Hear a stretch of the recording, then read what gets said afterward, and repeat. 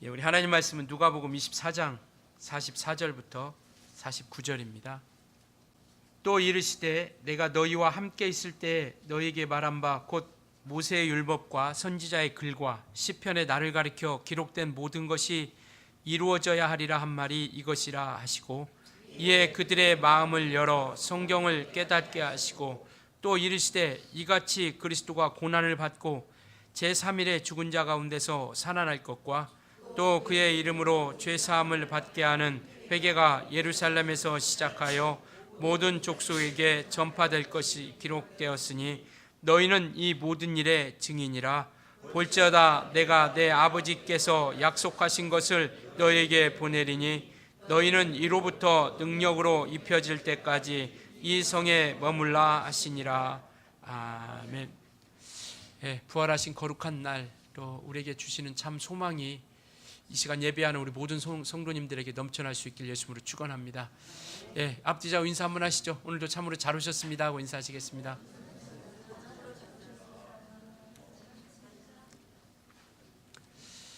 우리는 믿음으로 말미암아 우리가 하늘의 소망과 신앙을 시작하고 있습니다. 우리가 가진 이 믿음은 이 세상에 속한 것이 아니라, 또 이 세상으로 말미암은 것이 아니라 하나님께로부터 온 것이다라는 것을 우리 너무나도 잘 알고 있습니다. 그 사람들의 신념이 아니고, 사람들의 생각이 아니고, 사람들이 가지고 있는 어떤 지식이 아니라 하늘로부터 우리에게 영생을 주시려고 우리 가운데 허락해 주신 하나님의 선물이 바로 믿음인 것이죠. 그래서 우리는 그 믿음 가운데서 영원한 생명을 얻게 되는 거죠. 곧 영생이라고 하는 것을 우리가 소유하게 되는 겁니다. 이 영생은 이 세상에서 주어질 수 없는 것이죠. 노력한다고 애쓴다고 수고한다고 얻을 수 있는 것이 아니라 오직 하나님만이 우리에게 영생을 주시고, 바로 그것은 이 땅에 속한 것이 아니기에 창조된 것이 아닌 영원전부터 영원까지 계신 하나님으로부터, 유일하신 하나님이신으로부터 우리에게 나타내 준 거죠. 그래서 믿음의 결국은 영혼의 구원이다라고 이렇게 성경이 말씀하고 있는 것처럼, 믿음을 통해서 우리는 영원한 생명, 그리고 그 길을 우리가 걷기 시작하고, 바로 그 믿음은, 즉 그 영원한 생명, 영생은 하나님의 것으로서 우리에게 허락해 주신 것이죠. 그러니까 이와 같이 하나님은 생명의 주인 되어주신다라는 것이죠. 오직 그분만이 생명이시고 그분만이 우리에게 생명을 주실 수 있는 유일하신 분이다라는 것을 말씀하고 있죠. 예수 믿는 가장 큰 이유, 우리가 신앙생활하는 가장 큰 이유는 무엇이냐면 생명을 얻기 위한 것입니다. 영생을 얻기 위한 것이죠.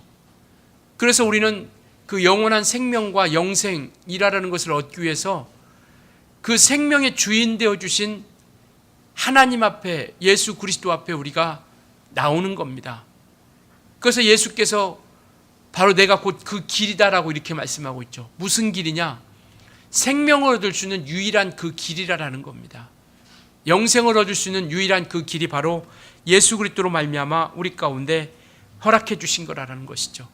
그 생명의 주인이신 하나님께서 그 생명을 요한복음 5장에는 뭐라고 말씀하고 있냐면, 아버지께서 가지고 있는 그 생명을 아들에게 주셨다라고 이렇게 말씀하고 있습니다. 그래서 아들에게 주신 그 생명을 이제 그 아들을 믿는, 예수를 믿는 모든 이들에게 그 생명을 허락해 주신 것이죠. 그 아버지가 가진 그 생명을 아들에게 주었고, 아들 예수 그리스도가 가진 그 생명을 이제는 그 믿는 믿음 가운데, 예수 그리스도를 믿는 믿음 가운데 있는 그들에게, 우리에게 영원한 생명을 허락해 주시고 역사해 주신다라는 것을 말씀하고 있습니다. 그래서 예수께서 이 땅에 다시 오신다라고 약속하시면서, 다시 오실 때는 그 예수 이름이 있는, 예수가 있는 그 믿음 안에, 그 안에 모든 이들에게 영원한 생명으로서 그 부활의 영광에 이르게 하신다라고 말씀하고 있는 것이죠. 그래서 이와 같이 그 믿는 자들에게 생명을 주셨고, 그 생명이 있음을 우리에게 나타내 주신 것이 뭐냐면, 우리의 소망이신, 우리의 소망이 우리가 소망하고 있는 그 부활을 통해서 하나님이 생명 되심을 우리에게 보여주었다라는 겁니다. 그 부활은 우리 기독교인들의 가장 큰 삶입니다. 그리고 가장 큰 소망입니다. 그리고 우리가 가장 사모하는 것이 바로 우리가 부활의 그 영광에 이를 것이다라는 것을 우리가 사모하는 것이죠. 예수께서 부활하심을 통해서 이 땅에서 영원한 생명이 있음을, 그리고 생명의 주인 되어 주심을 보여주고 있다라는 것이죠. 요한복음 11장 25절에는 내가 부활이요 생명이니라고 이렇게 말씀하고 있죠. 예수께서 내가 누구라라고 이야기하는 것 중에 하나가 뭐냐면 예수가 부활이요 생명이시다라는 것을 말씀하고 있습니다.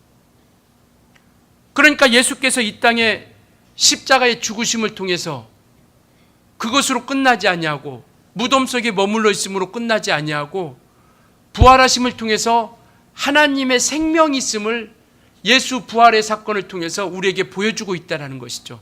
그래서 예수께서 부활하신 사건을 통해서 우리가 알 수 있는 것은 바로 두 가지, 여러 가지가 있을 수 있겠지만 오늘 이 시간에 말씀드리고 싶은 것은 바로 두 가지입니다. 예수께서 하나님의 아들이시다라는 것, 곧 하나님이시라는 것과, 그리고 그가 그 부활의 사건을 통해서 우리에게 나타내 주시고자 하는 것이 무엇이냐면 바로 그가 생명의 주인 되어 주신다라는 것을 우리에게 말씀하고 있는 것이죠. 그래서 예수 이름 외에 천하 인간에게 다른 구원 얻을 만한 이름을 우리 가운데 주신 적이 없다라고 이렇게 말씀하고 있죠. 이게 부활 사건을 통해서만이, 부활 사건을 통해서 이 세상은 죽음이 끝이라고 생각하고 곧 죽음이 진리라고 생각하는 이 세상 가운데 죽음이 끝이 아니라 부활이 있음을 우리에게 보여주시고, 부활을 통해서 바로 영원한 생명이 하나님께로 말미암는다라는 것을 오늘 우리에게 말씀하고 있는 겁니다. 그래서 우리는 이 부활을 믿는 사람들이고요, 그 생명을 우리가 얻게 되고 소유하게 된다라는 것이죠. 그래서 성경은 이와 같이 예수 그리스도에 대해서, 예수 그리스도께서 행하시는 일에 대해서, 예수께서 이루어 가실 일에 대해서 말씀하고 있죠. 오늘 본문 44절에 보면 그렇게 말씀하고 있습니다. 또 이르시되 내가 너희와 함께 있을 때에 너희에게 말한 바 곧 모세의 율법과 선지자의 글과 시편의 나를 가리켜 기록된 모든 것이 이루어져야 하리라 라고 이렇게 말씀하고 있죠. 이것은 구약 성경의 모든 것을 이야기하고 있습니다. 모세의 율법, 선지자의 글, 시편, 이 모든 것은 구약의 모든 것을 통해서 말씀하고 있는데, 그러면 그 구약 성경을 통해서 우리에게 보여주시고자 하는 것이 뭐냐면 오늘 주님께서 말씀하신 것처럼 주님이 이루시고자 하는 모든 것들을 이루어 가실 것이다라는 것, 그리고 바로 그 예언하시고 말씀해 주시니까 예수 그리스도이시다라는 것을 우리에게 보여주고 있는 것이죠. 성경은 구약 성경이든 신약 성경이든 누구에 관한 책이냐면 예수 그리스도에 관한 책입니다. 그래서 구약을 통해서든 신약을 통해서 우리는 누구를 발견할 수 있어야 돼요? 예수를 발견할 수 있어야 되는 겁니다. 발견할 수 있어야 되는 것이죠. 이스라엘의 역사를 우리가 알아보는 것도 아니고, 아브라함의 훌륭함을 우리가 알아보는 것도 아니고, 모세가 뛰어나다라는 것, 수많은 선지자들이 있지만 그들이 참 대단하다라는 것을 우리가 아는 것이 아니라, 우리는 구약의 성경 가운데서 예수를 발견할 수 있어야 되고요, 신약 성경을 통해서도 우리는 예수를 발견할 수 있어야 된다라는 겁니다. 왜냐하면 성경은 예수 그리스도에 관해서 말씀하고 있기 때문에요. 그래서 이와 같이 이 성경을 통해서 수많은 선지자들과 예언자들이 예수에 대해서 말씀하고 있고 예수가 행하실 것에 대해서 말씀하고 있죠. 그래 마지막 선지자라고 하는 침례 요한이 이곳에 이 땅에 와서 그가 마지막으로 한 것이 뭐냐면 구약의 수많은 사람들이 예언하고 바로 오시리라고 했던 바로 그분이 예수 그리스도가 바로 이분이다라고 그가 마지막으로 방점을 딱 찍는 거죠. 침례 요한을 통해서. 그래 침례 요한이 예수께서 오시는 것을 보고 뭐라고 이야기하냐면 보라 세상 죄를 지고 가는 하나님의 어린 양이로다라고 이렇게 이야기합니다. 그러니까 구약의 수많은 모세의 율법과 선지자들의 글과 시편을 통해서 말씀하시고자 하는 바로 그분이 누구냐면 바로 이분 예수 그리스도시다라고 침례 요한이 딱 그 마지막 선지자로서의 사명을 감당하는 것이죠.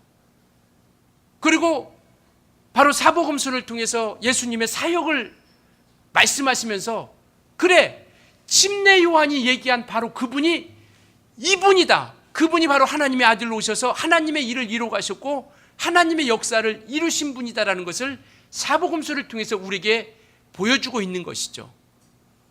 그래서 32,500여 가지라고 약속한 구약에 약속한 그 수만 가지의 예언을 예수께서 이 땅에 오심을 통해서 그 모든 역사들을 이루어 가셨다라는 겁니다. 그리고 마침내 그가 죽으셨고, 그리고 마침내 그가 부활하셨고, 그가 마침내 하늘에 오르신 것, 이게 사복음서의 결론입니다. 여기까지가 사복음서예요. 그러니까 예수께서 공생애를 사시면서 이가 구약의 예언자들이 얘기했던 바로 그분이 예수 그리스도 이분이다 라고 사역을 통해서 확정을 짓는 거죠. 그리고 그가 말씀하신 것처럼 죽으시고 그리고 부활하실 뿐만 아니라 그게 하늘에 오르셨다는 것, 사복음서를 통해서 모든 역사, 모든 책들이 동일하게 이야기하고 있는 것이 바로 여기까지입니다. 예수께서 승천하신 것, 그리고 사도행전은 이제 성령을 통해서 그가 부활하신 것을 성령을 통해서 증거하시는 역사가 나타나기 시작하는 것이죠.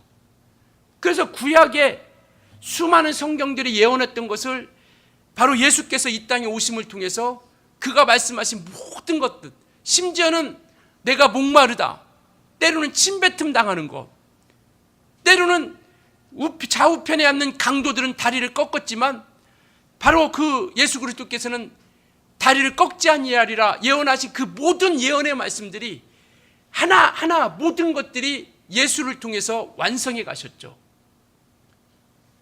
그런데 이와 같이 모든 것들을 이루어 가신 그 역사 가운데 부활 사건은요, 물론 구약의 성경을 통해서 부활에 대해서 말씀하신 부분들이 있죠. 그러나 우리가 정말 이 시간 우리가 가장 중요하게 생각할 수 있어야 되는 것은 바로 그겁니다. 예수께서 부활하신 사건은요, 구약의 선지자들을 통해서 예언하기도 했지만 예수님께서 직접 말씀하신 사건입니다. 예수님께서 직접 하신 예언이에요.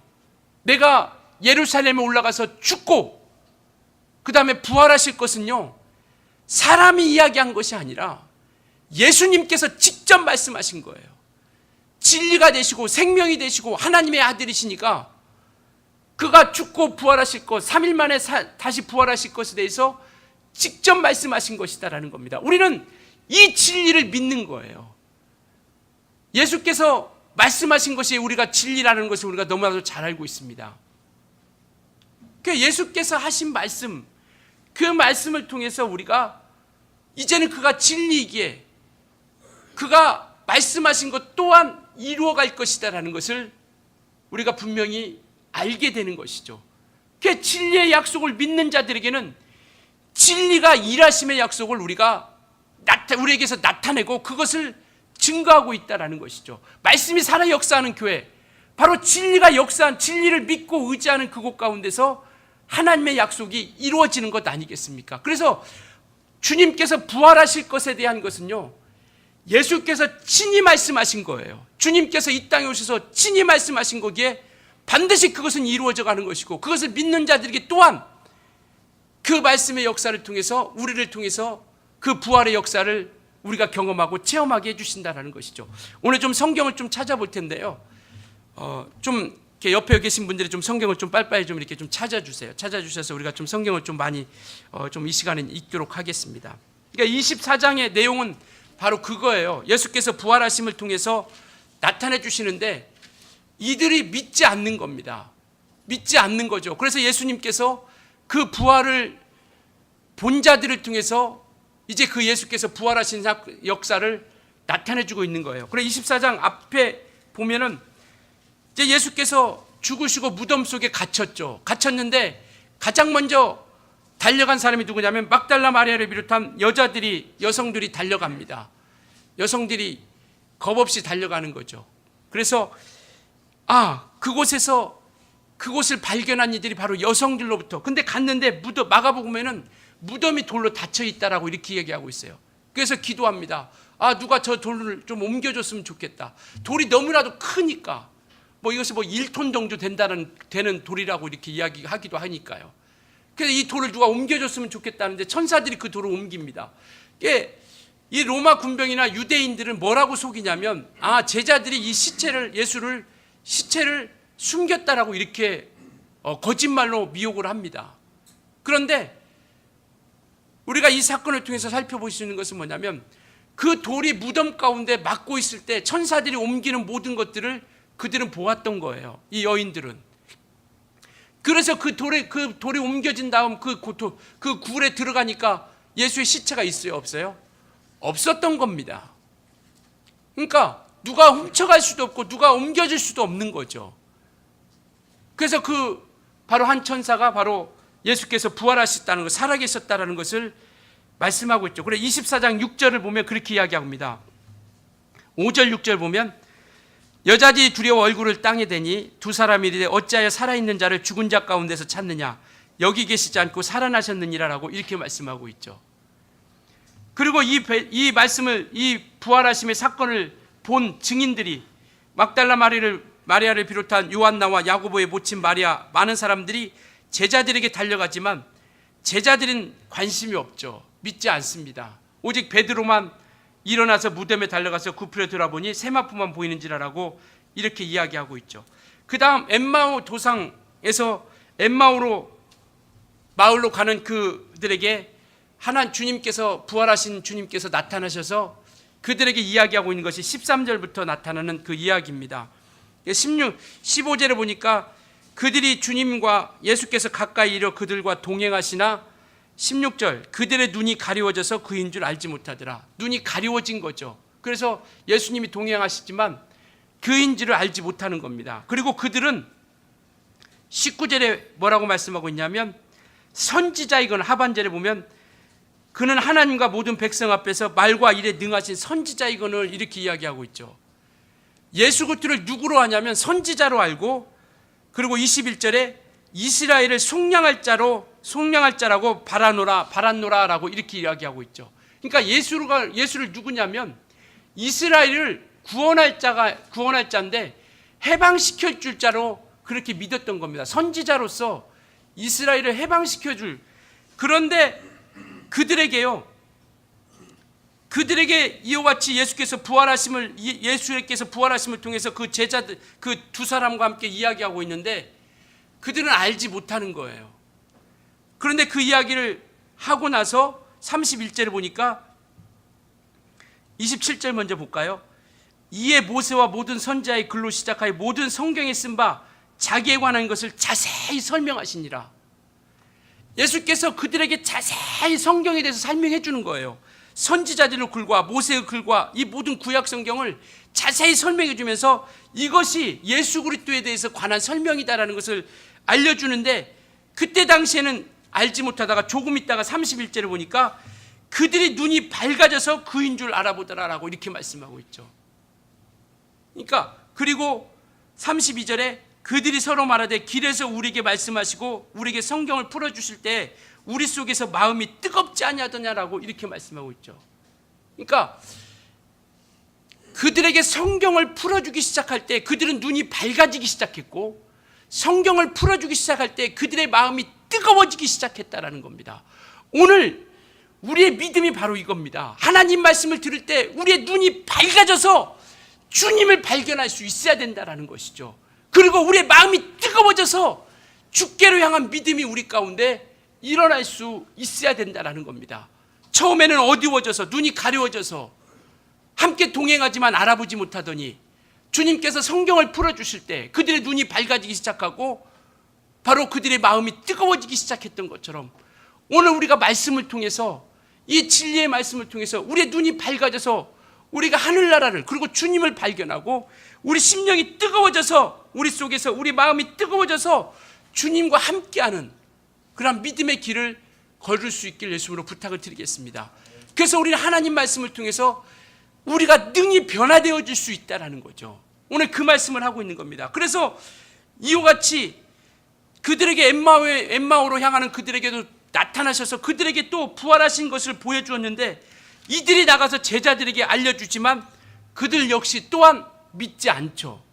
그리고 세 번째 사건은 뭐냐면 그들에게 직접 나가는 겁니다. 36절부터 이야기하는 것은 뭐냐면 제자들이 무서워서 떨고 있고 문을 잠그고 있는 그곳에 예수님이 직접 가시는 거예요. 요한복음 20장에는 뭐라고 말씀하고 있냐면 문이 닫혀 있는 그곳에, 마치 그거예요. 무덤을 돌을 막고 있을 때 주님께서 바로 그 돌문을 통과하시고 부활의 역사를 나타냈던 것처럼 이 문을, 시공간을, 부활의 사건을 통해서 시공간을 초월하는 역사를 보여주고 나타내주고 있다는 겁니다.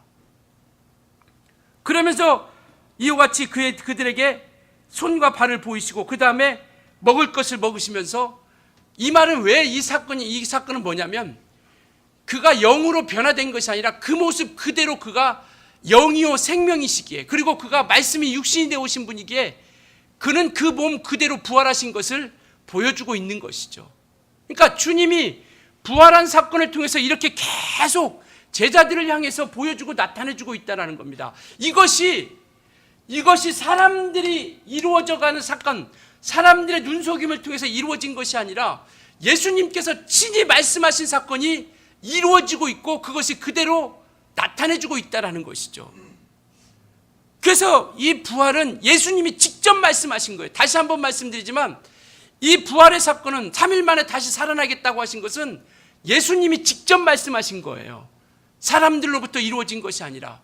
그러니까 이 진리의 역사가 반드시 이루어지고 있다는 것이죠. 우리 성경 살펴보겠습니다. 마태복음 16장 21절이요.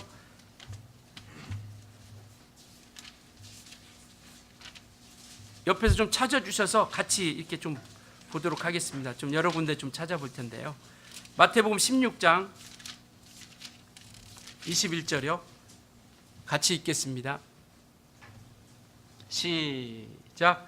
이때로부터 예수 그리스도께서 자기가 예루살렘에 올라가 장로들과 대제사장들과 서기관들에게 많은 고난을 받고 죽임을 당하고 제3일에 살아나야 할 것을 제자들에게 비로소 나타내시니, 주님께서 살아계실 때, 아니 이게 진리가 아니면 어떻게 이야기할 수 있겠습니까? 사람들이 야 내가 죽고 나면 3일 만에 살아날 거야, 이걸 누가 이야기할 수 있겠어요? 이것을 어떻게 보장할 수 있겠습니까?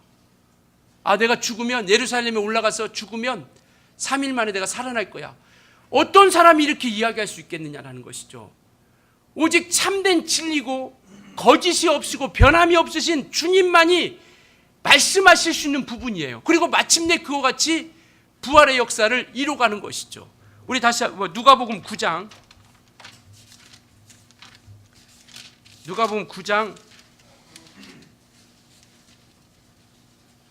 31절 보겠습니다. 누가복음 9장 31절이요. 107페이지요.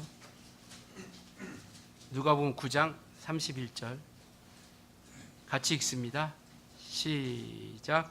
영광 중에 나타나서 장차 예수께서 예루살렘에서 별세하실 것을 말씀. 어디서 죽느냐? 예루살렘에서 죽을 것이다라는 것을 이야기하고 있어요. 내가 죽고 싶다고 해서 죽을 수 있겠냐라는 거죠. 근데 예수께서는 분명히 예루살렘에서 별세하실 것을 말씀하시면서 3일 후에 살아날 것을 이야기하고 있습니다. 우리 그 뒤에 18장 보시겠습니다. 누가복음 18장 31절부터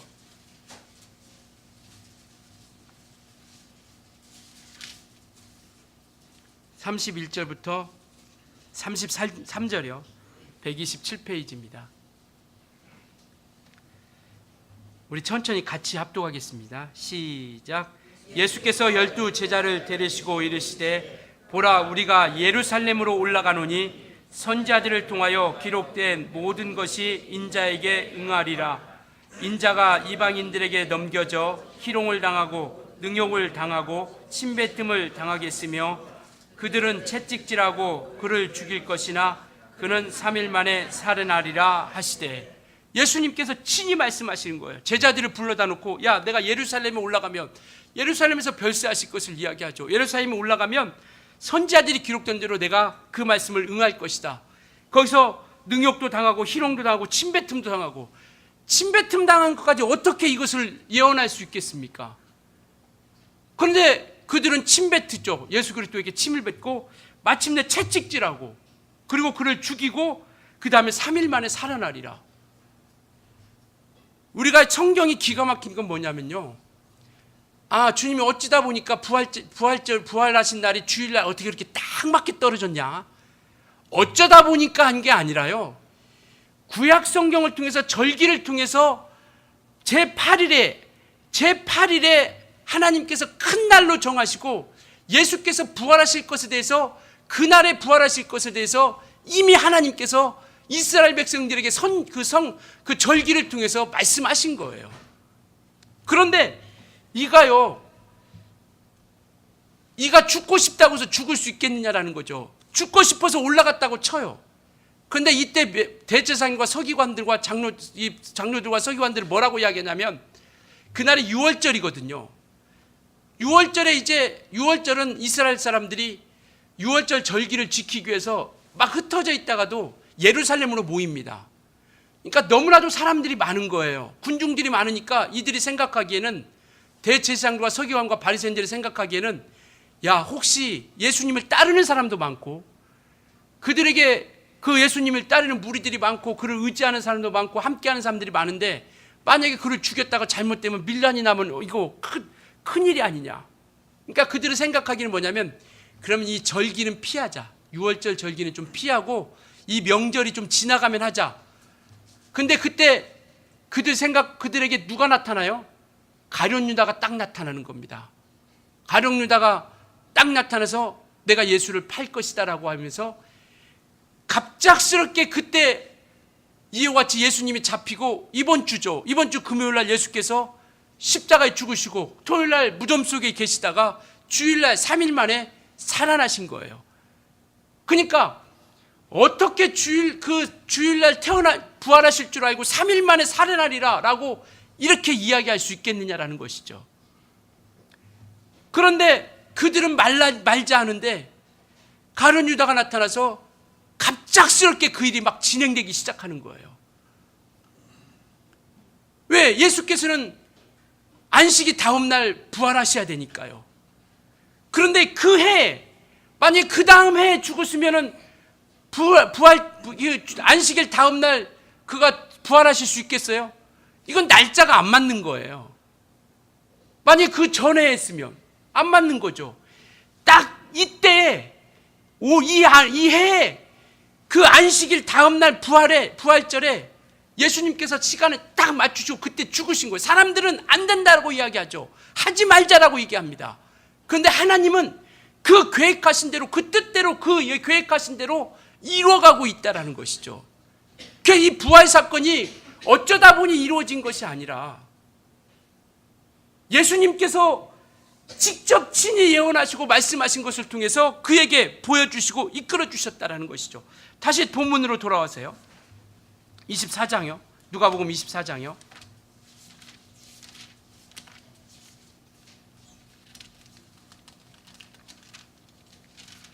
5절 6절 우리 같이 읽겠습니다. 한번 아까 읽었던 말씀. 누가복음 24장 5절 6절이요.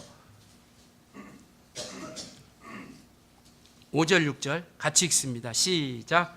여자들이 두려워 얼굴을 땅에 대니 두 사람이 이르되 어찌하여 살아있는 자를 죽은 자 가운데서 찾느냐? 여기 계시지 않고 살아나셨느니라. 갈릴리에 계실 때에 너희에게 어떻게 말씀하셨는지 기억하라. 예. 이와 같이 하나님께서 말씀하신 대로 그대로 이루어졌다는 것이죠. 오늘 우리가 현수막에도 붙여놓고 그가 여기 계시지 않고 무덤 속에 계시지 않고 그가 말씀하신 대로 살아나셨다는 겁니다. 왜요? 그가 하신 말씀은 진리이기 때문에요. 그래서 이것이 성경대로 이루어진 사건이라는 겁니다. 사람들이 짜맞기고 사람들이 꾸며낸 이야기가 아니라 이미 성경을 통해서 약속하시고 예수께서 말씀하신 그 모든 것들이 이루어진 사건이라는 것이죠. 우리 고린도전서 15장 한번 보겠습니다. 고린도전서 15장 282페이지요. 고린도전서 15장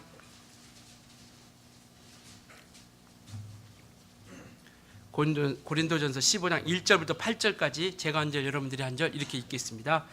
형제들아, 내가 너희에게 전한 복음을 너희에게 알게 하노니 이는 너희가 받은 것이요 또 그 가운데 선 것이라. 너희가 만일 내가 전한 그 말을 굳게 지키고 헛되이 믿지 아니하였으면 그로 말미암아 구원을 받으리라. 내가 받은 것을 먼저 너에게 전하였느니 이는 성경대로 그리스도께서 우리 죄를 위하여 죽으시고 장사 지낸 바 되셨다가 성경대로 사흘 만에 다시 살아나사 게바에게 보이시고 후에 12제자에게와 그 후에 500여 형제에게 일시 보이셨나니 그 중에 지금까지 대다수는 살아있고 어떤 사람은 잠들었으며 그 후에 야고보에게 보이셨으며 그 후에 모든 사도에게와 맨 나중에 만삭되지 못하여 난 자 같은 내게도 보이셨느니라. 바로 성경대로 그리스도께서 우리 죄를 위하여 죽으셨고 그리고 장사 지낸 바 되셨다가 성경대로 사흘 만에 다시 살아나셨다라는 겁니다. 아니 이게 부활하실 줄 어떻게 알겠어요? 사흘 만에 살아나는 줄 어떻게 알겠습니까? 5일 만에 살아날 수도 있고 10일 만에 살아날 수도 있지 않겠어요? 그런데 성경이 사흘 만에 살아난다고 하는데 예수님께서도 죽으시기 전에 내가 예루살렘에 올라가서 사흘 만에 살아나리라. 그런데 사흘 만에 살아나셨어요. 왜? 그가 하신 말씀이 진리이기 때문에요. 우리가 믿는 이 부활은요, 예언의 말씀이 예수께서 친히 말씀하신 그 예언의 말씀을 통해서 우리에게 이루어져 가고 또 하나님께서 역사하시는 그 증거들을 보여주고 있다는 겁니다. 그런데 이것을 동일하게 사도행전을 통해서 누가도 동일하게 말씀하고 있어요. 우리 한번 보겠습니다. 사도행전 1장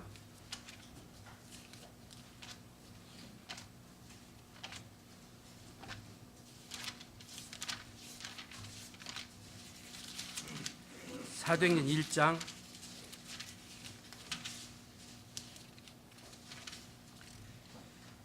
9절부터 보시겠습니다. 9절부터 11절이요. 9절부터 11절까지 우리 같이 합독하겠습니다. 시작. 이 말씀을 마치시고 그들이 보는데 올려져 가시니 구름이 그를 가리워 보이지 않게 하더라.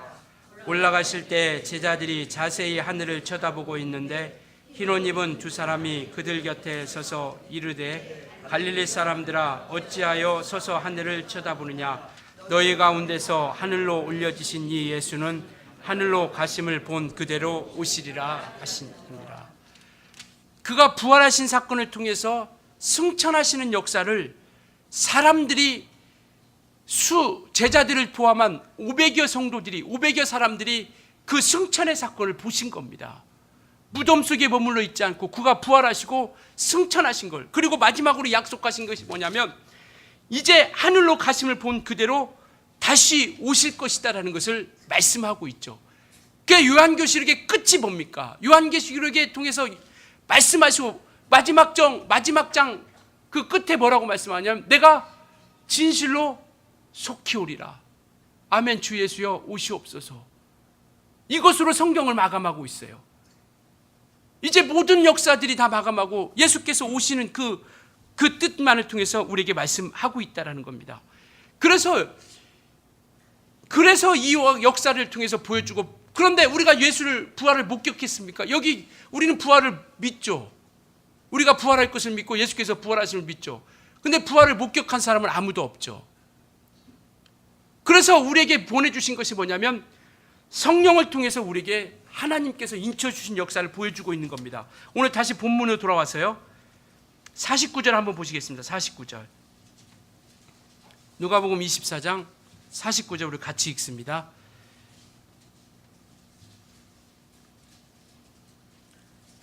시 49절이요. 시작. 볼지어다 내가 내 아버지께서 약속하신 것을 너희에게 보내리니 너희는 이로부터 능력으로 입혀질 때까지 이 성에 머물라 하시니라. 하나님 아버지께서 약속하신 성령을 우리 가운데 보내주실 텐데 이 성령으로 입혀질 때까지 너희는 이 성에 머물러 있으라 라고 말씀하시죠. 그래서 그들이 예루살렘을 떠나지 않냐고 정말 다락방에서 모여서 기도하기를 전혀 힘썼다라고 말씀하고 있죠. 그래서 사도행전 1장 같은 경우는 약속하신 성령을 그들이 기다리라라고 말씀하시더니 그대로 순종하여 기다립니다. 그리고 마침내 성령을 통해서 그들에게 인쳐주시고 역사해 주시죠. 그래서 요한복음 15장 26절 같은 경우는 뭐라고 말씀하시냐면 내가 아버지께로 가면 아버지께 구하여서 내가 성령을 너에게 보내주실 텐데 그가 나를 증거할 것이다 라고 이렇게 말씀하고 있죠. 그 약속하신 것처럼 이제 이와 같이 아버지께서 우리에게 보내주시겠다고 약속하신 그 성령을 이제 사도행전 2장에 그들이 기도하고 있을 때 성령이 그들에게 임하시기 시작합니다. 그래서 방언도 말하고 그들이 성령의 충만함을 통하여 하나님의 증거를 경험하기 시작하죠. 그래서 사도행전 2장 그들이 성령의 인치심을 통하여 이제 주님이 너희가 성령이 임하시면 땅끝까지 이르러 내 증인이 되라 라고 말씀하시더니 성령이 임하시고 나서 그들이요 다른 것을 증거하시기 시작한 것이 아니라 지금 시간이 많이 지났기 때문에 찾아볼 수 없겠지만 사도행전 2장, 3장, 5장, 9장, 10장 그 이후에서 계속 말씀하고 있는 것이 뭐냐면 너희들이 죽인 하나님을 너희가 죽인 예수를 하나님이 살리셨다라는 겁니다. 이 일에 우리가 증인이다라고 이렇게 말씀하고 계세요. 그러니까 성령을 통해서 예수께서 부활하시고 승천 하늘에 오르신 것을 성령을 통해서 확증해 주신다라는 겁니다. 오늘 저와 여러분이 성령의 인치심을 받았습니다. 바로 이 사건은요 예수께서 부활하심을 통해서 바로 하늘에 오르셔서 아버지께 구하여 우리에게 보내주신 이와 같이 진리의 역사가 이루어지고 있다는 것이죠. 그래서 이 제자들은요 이제 사도행전 여러분들이 한번 읽어보시면요 그들이 막 이 복음을 증거하는데 다른 것 전하지 않고 3일 만에 부활하셨다. 너희가 죽인 예수를 하나님이 살리셨는데 바로 이 일에 우리가 증인이다. 그래서 이것을 통하여 이들은 목숨을 바치기까지 합니다. 만약에 이 부활이 거짓말이라면 이 부활이 사실이 아니라면 누가 이 목숨을 바쳐가면서 이 부활을 증거하겠어요? 이 부활을 누가 전하겠습니까? 여러분들이 예수가 사실이 아니고 예수가 살아계시지 않고 예수가 생명이 아니시다면 누가 욕 얻어먹으면서 누가 핍박받으면서 예수를 증거하겠어요? 그런데요 이들은요 부활을 증거하는 일에 생명을 조금도 귀한 것으로 여기지 아니했다라고 이렇게 말씀하고 계세요. 그래서 야고보 같은 경우 예수님의 제자 야고보, 스데반 이와 같이 그 부활을 증거하다가 그들은 돌로 맞아 죽고 칼에 찔려서 죽고 이와 같이 부활을 증거하다가 목숨을 잃어가는 겁니다. 부활은요 사람들이 꾸며낸 얘기도 아니고요 성경을 통해서 말씀하시고 예수님께서 친히 말씀하신 겁니다. 제가 왜 자꾸 강조하냐면 예수께서 말씀하신 거라는 거예요. 진리이신 예수께서 말씀하시기에 생명이신 예수께서 말씀하시기에 그게 참되다라는 것을 오늘 우리에게 말씀하고 있습니다. 따라서 이제 우리는 정말 이제 그가 오실 것만을 남았기 때문에 그가 오실 것을 우리가 소망하며 사모하면서 이제 우리 교회가 세상을 향해서 우리가 외칠 것은 뭐냐면 예수 부활하셨다라는 겁니다. 세상을 향해서 우리 기독인들이 우리 그리스도인들이 전해야 될 것은요 예수 부활하셨다라는 겁니다. 우리 한번 크게 세상 사람들이 들리지기는 않겠지만 우리 크게 한번 예수 부활하셨다. 우리 두 번만 시작. 예수 부활하셨다. 예수 부활하셨다. 이겁니다. 이제 우리가 증거해야 될 것은 예수 부활하셨다라는 거예요.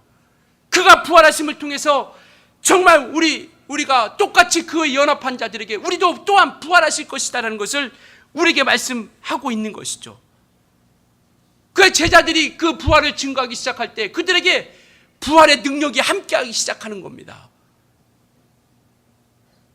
주님께서 부활 사건을 통해서 마귀의 권세를 멸하셨다라고 이렇게 말씀하고 있죠. 예수께서 부활하심을 통해서 마귀의 권세를 멸하신 겁니다. 이제는 그 부활을 증거하는 그 제자들 속 가운데 부활의 능력이 임하여서 그들이 가는 곳곳마다 귀신들이 떠나가며 병든 자들이 고치고 죄 가운데 있는 자들이 생명을 얻는 역사들이 나타나기 시작한다라는 것이죠.